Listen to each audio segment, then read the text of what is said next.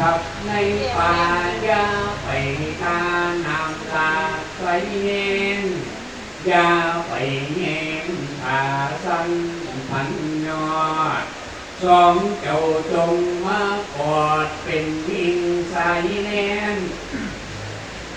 เอาสองแขนจับกันมีแน่นควรเจ้าเลี้ยนไปไกลควรเจ้าไปในป่าควรเจ้าหนีลงทาไปเมื่อควรเจ้าเมื่อ